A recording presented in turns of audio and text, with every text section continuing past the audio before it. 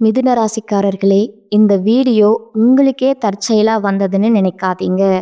இப்போ நீங்க இந்த மிதுன ராசி பலன் பார்க்குறீங்கன்னா அதுக்கு பின்னால ஒரு காரணம் இருக்குங்க. சமீப காலமா மனசுல ஏதோ ஒரு குழப்பம் அல்லது எப்ப நல்ல மாற்றம் வரும்னு ஒரு கேள்வி இருந்தா அந்த கேள்விக்கான பதிலை தேடித்தான் இப்போ நீங்க இங்க வந்திருக்கீங்க. வணக்கமுங்க. இன்னைக்கு நாம மிதுன ராசிக்காரங்களுக்கான ஒரு ஸ்பெஷல் பதிவை பார்க்க போறோம்ங்க. நீங்க மிதுன ராசியா? எவ்வளவு சம்பாதிச்சாலும் கையில காசு தங்க மாட்டேங்குதா? கவலைப்படாதீங்க. ஒரு குறிப்பிட்ட ஜோதிடம் மூலம் இதுக்கு ஒரு ஆச்சரியமான காரணத்தையும் சில அருமையான தீர்வுகளையும் சொல்லுதுங்க. அது என்னன்னு இந்த முழு விளக்கத்துல விரிவா பார்க்கலாங்களா? வாங்க உள்ள போகலாம். முதல்ல ஒரு கேள்விங்க. நீங்க மிதுன ராசியா? பணத்தை சேமிக்கிறதுல ரொம்பவே கஷ்டப்படுறீங்களா? நீங்க மட்டும் இல்ல, நிறைய மிதுன ராசிக்காரங்க இந்த பிரச்சனையில தான் இருக்காங்கங்க. இதுக்கு உண்மையான ஆணிவேர் என்னவா இருக்கும்னு நாம இன்னைக்கு பார்க்க போறோம்ங்க. இந்த ஜோதிட மூலத்தின்படி மிதுன ராசிக்காரங்களுக்கு பண விஷயத்துல ஒரு தனித்துவமான சவால் இருக்குங்க. இதுல சுவாரஸ்யமான விஷயம் என்னன்னா, அந்த சவாலுக்கான காரணம் வேற எங்கேயும் இல்லைங்க. அவங்களுக்குள்ளேயே இருக்கிற சில குணாதிசயங்கள்ல தான் ஒளிஞ்சிருக்குங்க. அது என்னென்ன குணங்கள்னு இப்ப நம்ம பார்க்கலாங்களா? மிதுன ராசிக்காரங்களோட பண வளர்ச்சிக்கு தடையா இருக்கிறதா இந்த மூலம் சில விஷயங்களை சொல்லுதுங்க. முதல்ல பணத்தை சேமிக்க முடியாம கஷ்டப்படுறது, அடுத்து ரொம்ப அதிகமா பேசுறது, மற்றவங்க ரகசியங்களை பகிர்ந்துக்கிறது, அப்புறம் நாம செஞ்ச தப்பை ஒத்துக்காம அதுக்கு ஒரு நியாயம் கற்பிக்கிறது, கடைசியா ஒரு விஷயத்த மற்றவங்க ஏத்துக்கிற வரைக்கும் விடாம வாதம் பண்ற குணம். இதுக்கும் பணத்துக்கும் என்ன சம்பந்தம்னு நீங்க யோசிக்கிறது எனக்கு புரியுதுங்க. வாங்க அதுக்கான ஜோதிட காரணத்தை பார்க்கலாங்களா? சரி, இந்த குணங்களுக்கும் பண பிரச்சனைக்கும் ஜோதிட ரீதியா என்ன தொடர்பு? இங்கதான் வேத ஜோதிடத்துல ரொம்ப முக்கியமான ஒரு இடமான 2ஆம் வீடு வருதுங்க. மிதுன ராசியோட நிதிநிலையை தீர்மானிக்கிறதுல இந்த 2ஆம் வீடு ஒரு மிகப்பெரிய பங்கு வகிக்குதுன்னு இது சொல்லுதுங்க. ஜோதிடத்துல 2ஆம் வீடுங்கிறது சும்மா பணத்தை மட்டும் குறிக்கிற இடம் இல்லைங்க. அது 4 விஷயங்களை கட்டுப்படுத்துதுங்க. தனம், அதாவது நம்மளோட செல்வம், குடும்பம், வாக்கு, அதாவது நம்மளோட பேச்சு, அப்புறம் உணவு. இதுல முக்கியமான தத்துவம் என்னன்னா, இந்த 4மே ஒரே வீட்டில் இருக்கிறதால இதுங்களுக்குள்ள எப்பவும் ஒரு போட்டி நடந்துக்கிட்டே இருக்குமுங்க. நீங்க இதுல ஒரு விஷயத்துக்கு உங்க சக்தியை அதிகமா செலவு செஞ்சீங்கன்னா மற்ற விஷயங்கள் தானாவே பலவீனமாயிடுமுங்க. இப்போ இந்த ஸ்லைடை பாருங்க. இது அந்த முரண்பாட்டை ரொம்ப அழகா விளக்குதுங்க. மிதுன ராசிக்காரங்க பொதுவாகவே ரொம்ப நல்லா பேசக்கூடியவங்க. ஆனா பிரச்சனை என்னன்னா, அவங்க தன்னோட சக்தியை அளவுக்கு அதிகமான பேச்சிலையும் தேவையில்லாத அரட்டையிலையும் செலவு செய்யும்போது அதே 2ஆம் வீட்டில் இருக்கிற தனம், அதாவது செல்வத்துக்கான சக்தி ஆட்டோமேட்டிக்காக குறைஞ்சிடுதுங்க. சிம்பிளாக சொல்லணும்னா, உங்கள் வாக்கு பலமாகும் போது உங்கள் தனம் பலவீனமாகுதுங்க. இது ஒரு எனர்ஜி பேலன்ஸ் கணக்கு மாதிரி தாங்க. இந்த மூலத்தோட இந்த மேற்கோளை பாருங்க, எவ்வளவு ஆழமாக இருக்குன்னு. ஒரு ஜோதிட வீட்டில் ஒரே ஒரு விஷயம் மட்டுமே ஆதிக்கம் செலுத்துமுங்க. நீங்க தான் அதை தேர்ந்தெடுக்கணுங்க. சுருக்கமாக சொன்னால், உங்கள் 2ஆம் வீட்டில் செல்வத்தை பலப்படுத்தணுமா இல்லை பேச்சை பலப்படுத்தணுமாங்கிற அந்த முக்கியமான தேர்வு உங்கள் கையில் தான் இருக்குதுங்க. சரி, இந்த நிலைமையை எப்படி மாற்றுறது? இதுக்கு என்னதான் தீர்வு? பயப்பட வேண்டாமுங்க. இப்போ நாம் உடனடியாக செய்யக்கூடிய சில ரொம்ப எளிமையான நடைமுறை மாற்றங்களை பற்றி என்ன சொல்லுதுன்னு பார்க்கலாங்களா? இங்கே 3 முக்கியமான வாழ்க்கை முறை மாற்றங்கள் சொல்லப்பட்டிருக்குதுங்க. முதல் விஷயம் பேச்சை குறைக்கிறதுங்க. தேவையில்லாத அரட்டை, புறம் பேசுறது, மற்றவங்க ரகசியங்களை சொல்றது, இதையெல்லாம் நிறுத்தணுங்க. 2வது உணவு கட்டுப்பாடுங்க. குறிப்பா அசைவத்தை தவிர்த்தா உங்க 2ஆம் வீட்டு ஆற்றல் செல்வத்துக்கு சாதகமா திரும்பும்னு சொல்லப்படுதுங்க. 3வது போதை பழக்கங்கள்ல இருந்து விலகி இருக்கிறதுங்க. பங்குச்சந்தை, சூதாட்டம், மது பழக்கம் மாதிரியான விஷயங்கள்ல மிதுன ராசிக்காரங்க எளிதா சிக்க வாய்ப்பு இருக்குதுங்க. இந்த வாழ்க்கை முறை மாற்றங்களுக்கு அடுத்தபடியா இந்த மூலம் ஒரு ரொம்ப சக்தி வாய்ந்த ஆன்மீக பரிகாரத்தை சொல்லுதுங்க. அதுதான் புனித நீராடலுங்க. இது ஏன் இவ்வளவு முக்கியத்துவம் வாய்ந்ததுன்னு இப்ப நாம விரிவா பார்க்கலாங்களா? இதுக்கு பின்னாடி ஒரு ஆழமான தர்க்கம் இருக்குதுங்க. நீங்க தண்ணிக்குள்ள மூழ்கும்போது உங்களால பேச முடியாதுங்க. அந்த சில நொடிகள் அல்லது நிமிடங்கள் நீங்க இயற்கையாகவே மௌனமா இருப்பீங்க. இந்த மௌனம்தான் மிதுன ராசிக்காரங்களோட 2ஆம் வீட்டை அமைதிப்படுத்தி பேச்சுக்காக வீணாக்குற சக்தியை சேமிச்சு அதை செல்வத்தோட பக்கம் திருப்புதுங்க. அதனால நீராடலோட உண்மையான நோக்கம் உடலை சுத்தம் பண்றதை விட வாக்க கட்டுப்படுத்துறதாங்க. ஆனா ஒன்று தெரிஞ்சுக்கோங்க, நீராடல்னா சும்மா போய் குளத்துல குதிச்சு வரதில்லைங்க. அதுக்குன்னு ஒரு முறை இருக்குங்க. முதல்ல அந்த நீரை தொட்டு வணங்கி மனசுல பிரார்த்தனை செஞ்சுட்டு மெதுவா தண்ணியில இறங்கி தலைய ஒரு முறை மூழ்கி எழணுங்க. அதுக்கப்புறம் ஈரத்துணிய அங்கேயே விட்டுட்டு வராம அதையும் எடுத்துட்டு அந்த புனிதமான இடத்த சுத்தமா வச்சுட்டு வரணுங்க. இதுதான் ஒரு சாதாரண குளியலுக்கும் புனித நீராடலுக்கும் உள்ள வித்தியாசம்ங்க. உங்க நிதி பிரச்சனையோட தீவிரம் எந்த அளவுக்கு இருக்கோ அதை பொறுத்து நீங்க போக வேண்டிய இடமும் மாறுபடுதுங்க. ஒரு பொதுவான முன்னேற்றம் வேணும்னு நினைக்கிறவங்க உங்க ஊர்ல இருக்கிற கோயில் குளத்துல நீராடினாலே போதுங்க.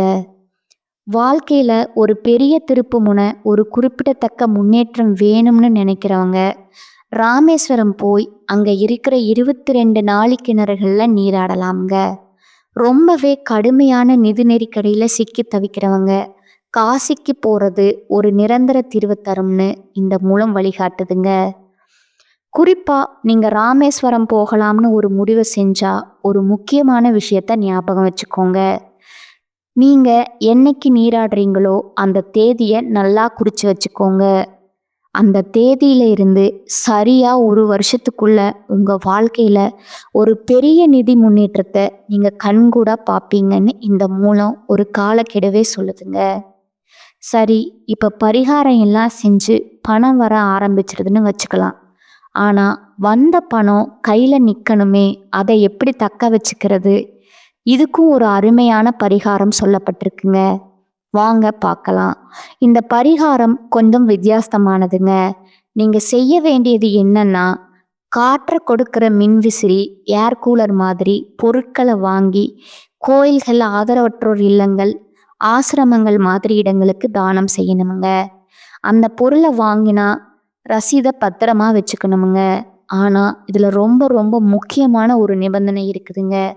நீங்க வீடு கட்டும்போது உங்க பக்கத்து வீட்டுக்கான காற்றோட்டத்தை எந்த காரணத்துக்காகவும் தடுக்கக்கூடாதுங்க. நீங்க ஒரு பக்கம் காத்து வர தானம் செஞ்சுட்டு இன்னொரு பக்கம் அடுத்தவங்க காத்தை தடுத்தா இந்த பரிகாரத்துல எந்த பலனும் கிடைக்காதுங்க. மிதுன ராசிக்காரங்களோட முன்னேற்றத்திற்கான பாதை உண்மையில எங்க தொடங்குது? நாம பார்த்த எல்லா விஷயங்களையும் திரும்ப திரும்ப வர ஒரு பொதுவான விஷயம் என்னன்னு கவனிச்சிங்களா? அதுதான் வாக்குங்க. அதாவது பேச்சு. மிதுன ராசிக்காரங்களோட நிதி வெற்றிக்கும் தோல்விக்கும் அவங்களோட நாக்கு தான் மிக முக்கியமான காரணமுங்க. நீங்க உங்க வார்த்தைகளை எப்படி கவனமா பயன்படுத்துறீங்கிறது தான் உங்க செல்வத்தை தீர்மானிக்குதுங்க. இறுதியா உங்களை ஆழமா சிந்திக்க வைக்கிற ஒரு கேள்வியோட இந்த பதிவை நான் முடிக்கிறேங்க. ஒரு வேளை உங்க செல்வத்துக்கான சாவி நீங்க அதிகமா செயல்படுறதுல இல்லாம குறைவா பேசுறதுல, அதாவது உங்க மௌனத்துல தான் ஒளிஞ்சிருக்குமுங்க. வரக்கூடிய இந்த மார்ச் மாதத்துல உங்களுக்கு சனியுடைய வக்ர பயிற்சி, குருவுடைய வக்ர நிவர்த்தி, சுக்கிர பயிற்சி, சூரிய பயிற்சி, ராகு கேது பயிற்சி, 5 வருட கிரகங்களுடைய சேர்க்கைன்னு ஒட்டுமொத்த ராஜ பலனும் உங்களுக்கு கிடைக்க போகுதுங்க. இந்த 2026 நிச்சயம் உங்களுக்கு ஒரு வெற்றியையும் நல்ல மாற்றத்தையும் தரக்கூடிய ஆண்டா பார்க்கப்படுதுங்க. முதலாவதா சனியுடைய வக்ர நிவர்த்தி. தற்பொழுது சனி பகவான் மீன ராசியில வக்ர நிவர்த்தி அடையிறாருங்க. மார்ச் மாதத்துல அப்படி வக்ர நிவர்த்தி அடையும் போது என்ன ஆகும்னு பார்த்தீங்கன்னா, இத்தனை நாட்களா உங்களுடைய கர்மாவிற்கு தண்டனையை கொடுத்துக்கிட்டு இருந்த சனி பகவான் இனி மைனஸா இருந்தவர் பிளஸ்ஸா மாறி, கடந்த காலகட்டங்கள்ல நீங்க உங்க வாழ்க்கையில இழந்துட்டு கஷ்டப்பட்டது, வருத்தப்பட்டுட்டு இருக்கீங்களோ அது அனைத்தும் திரும்ப பெறக்கூடிய ஒரு காலகட்டமா இந்த சனி பகவானுடைய வக்ர நிவர்த்தி அதோட காலகட்டம் பார்க்கப்படுதுங்க. அடுத்ததா குருவுடைய வக்ர பயிற்சி. உங்களுடைய ராசியில 8ஆம் இடத்துல இருந்ததால தான் பொருளாதாரத்துல ஒரு நிலையான மாற்றங்கிறது இருந்திருக்காதுங்க. தற்பொழுது குரு பகவான் உங்களுடைய ராசியில 8ஆம் இடத்துல இருந்து 3ஆம் இடமான லக்னஸ்தானத்தை நோக்கி வரதுனால இத்தனை நாட்களா கிடைக்காம இருந்த குரு பயிற்சி பலன் உங்களுக்கு தற்பொழுது முழுவதுமா கிடைக்க போகுதுங்க. அதன் மூலமா பொருளாதாரத்துல ஒரு மிகப்பெரிய அசுர வளர்ச்சி அப்படிங்கிறது உங்களுக்கு காத்துட்டு இருக்குதுங்க. அடுத்ததா சுக்கிர பயிற்சி. சுக்கிர பயிற்சியை பொறுத்த வரைக்கும் அதனுடைய ஒட்டுமொத்த பலன்களும் தற்பொழுது உங்களுக்கு முழுமையா கிடைக்க போகுதுங்க. எப்படி சாமி எங்களுக்கு முழுமையா கிடைக்க போகுதுன்னு நீங்க சொல்றீங்க அப்படின்னு நிறைய பேர் கேட்பீங்க. அதாவது சுக்கிரனை ராசி அதிபதியா கொண்டது ரிஷபராசிக்காரங்களும் துளாராசிக்காரர்களும். தற்பொழுது பார்த்தீங்கன்னா சுக்கிர பகவான் ரிஷபராசி வீட்டில இருந்து உங்களுடைய மிதுன ராசிக்கு வந்திருக்கிறாருங்க. அப்படி பார்த்தீங்கன்னா புதன் பகவானும் சுக்கிர பகவானும் சேர்க்கை அடுத்து வரக்கூடிய 90 நாட்களுக்கு அதனுடைய பலன்களானது உங்களுக்கு முழுமையா கிடைக்கிறதுனால மிகப்பெரிய ஒரு உச்சத்திற்கு போகக்கூடிய வாய்ப்பு பார்த்தீங்கன்னா உங்களுக்கு வரக்கூடிய நாட்கள்ல இருக்குதுங்க. அடுத்ததா ராகு கேது பயிற்சி. ராகு கேது பயிற்சியா போன வருடத்துல அதுக்கு முந்தின வருடத்துல இந்த காலகட்டம் அப்படிங்கிறது ஒரு மோசமான காலகட்டமா அமைஞ்சிருக்குது சாமி. இனி வரக்கூடிய இந்த ராகு கேது பயிற்சியும் அதே மாதிரி தான் எங்களுக்கு இருக்க போகுது அப்படின்னு நினைக்கிறவங்களுக்கு நிச்சயம் இது ஒரு மாறுதலை தரக்கூடிய காலகட்டமா இருக்குதுங்க. மிதுன ராசிக்காரங்களுக்கு இந்த ராகு கேது காலகட்டங்களில் உங்களுக்கு அனைத்தும் முழுவதுமா நிவர்த்தியாக போகுதுங்க. அடுத்ததா 5 வருட கிரகங்களுடைய சேர்க்கையும் இந்த மார்ச் மாதத்துல ஒன்றாக இருக்கிறதுனால மிகப்பெரிய ஒரு ராஜயோகம் அப்படிங்கிறது வரக்கூடிய நாட்கள்ல உங்களுக்கு காத்துட்டு இருக்குதுங்க. கடந்த காலகட்டங்கள்ல நல்ல ஒரு வேலைங்கிறது கிடைச்சிருக்காதுங்க.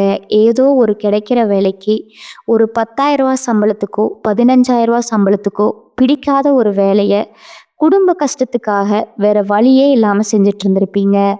ஆனா இனி வரக்கூடிய நாட்கள்ல நீங்க படிச்ச படிப்புக்கு ஏத்த மாதிரியும் உங்களுக்கு பிடிச்ச மாதிரியும் ஒரு வேலை அப்படிங்கிறது கிடைக்க போகுதுங்க. நீங்க எந்த வேலைக்கு ட்ரை பண்ணாலும் சரி அந்த வேலை அப்படிங்கிறது நிச்சயமா கிடைக்க போகுதுங்க. கோர்ட்டு கேஸ்னு அலைஞ்சிட்டு இருக்கிற நபர்களுக்கு விரைவிலேயே சாதகமா தீர்ப்பு வருமுங்க. சொத்து பிரச்சனையும் உங்களுக்கு சாதகமாகவே முடியுமுங்க. சனி பகவானுடைய பார்வை உங்களுக்கு நேரடியாகவே இருக்குதுங்க. அதன் மூலமா வருமானம் அப்படிங்கிறது பல வழிகளில் வருமுங்க. தொழில லாபம் சற்று அதிகமாகவே கிடைக்குமுங்க. அரசியல்வாதிகளை பொறுத்த வரைக்கும் புதிய பொறுப்புகள் புதிய பதவிகள் எல்லாம் தானாகவே உங்களை வந்து சேருமுங்க. ராகு கேதுவால உங்களுடைய செல்வாக்கு உயருமுங்க. உடல் ஆரோக்கியம் மேம்படுமுங்க. சங்கடங்கள் நீங்குமுங்க. கடந்த காலகட்டங்களில் நீங்களும் ஒரு கம்பெனியில் இரவு பகல் பார்க்காம உழைச்சிட்டு இருந்திருப்பீங்க. உங்களுடைய சொந்த கம்பெனியாக நினச்சி வேலை செஞ்சுருப்பீங்க.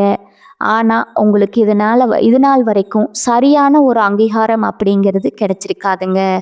உங்கள் கூடவோ உங்களுக்கு அப்புறமோ கூட நிறைய நபர்கள் வேலைக்கு வந்திருப்பாங்க. அவங்களுக்கு நிறைய சலுகை எல்லாம் கிடைச்சி நல்ல ஒரு முன்னேற்றத்திற்கு போயிருப்பாங்க. ஆனால் நீங்கள் மட்டும் எப்படி வேலைக்கு வந்து சேர்ந்தீங்களோ அதே மாதிரி தான் இன்னைக்கு வரைக்கும் இருந்திருப்பீங்க. ஆனால் இனி வரக்கூடிய நாட்களில் உங்களுக்கு சம்பள உயர்வும் பதவி உயர்வும் உங்களுக்கு மேலே இருக்கக்கூடிய அதிகாரிகளுடைய ஆதரவு முதற்கொண்டு உங்களுக்கு கிடைக்க போகுதுங்க. உங்கள் வார்த்தைக்கு மதிப்பும் மரியாதையும் கிடைக்க போகுதுங்க. அந்தஸ்தில் நீங்கள் எதிர்பார்த்த உயர்வுக்கு போக போகிறீங்க. இனி நினச்சது எல்லாமே நடக்குமுங்க. தொழில் வியாபார தடைகள் அனைத்தும் விலகுமுங்க. வரவேண்டிய பணம் விரைவில் கைக்கு வந்து சேருமுங்க. குடும்பத்தில் நெருக்கடிகள் விலகுமுங்க. வெளிநாட்டு முயற்சிகள் வெற்றியை தருமுங்க. தெய்வ சிந்தனை அதிகமாகுமுங்க. பெரியோர்களோட உதவிகள் தக்க சமயத்துல கிடைக்குமுங்க. புதிய நண்பர்கள் உங்களுக்கு உதவி செய்வாங்க. கடந்த காலகட்டங்கள்ல திருமண நிலை அப்படிங்கிறது பார்த்தீங்கன்னா உங்களுக்கு நிறைய பிரச்சனையும் சிக்கலுமே பெரும்பாலும் சந்திச்சிருப்பீங்க.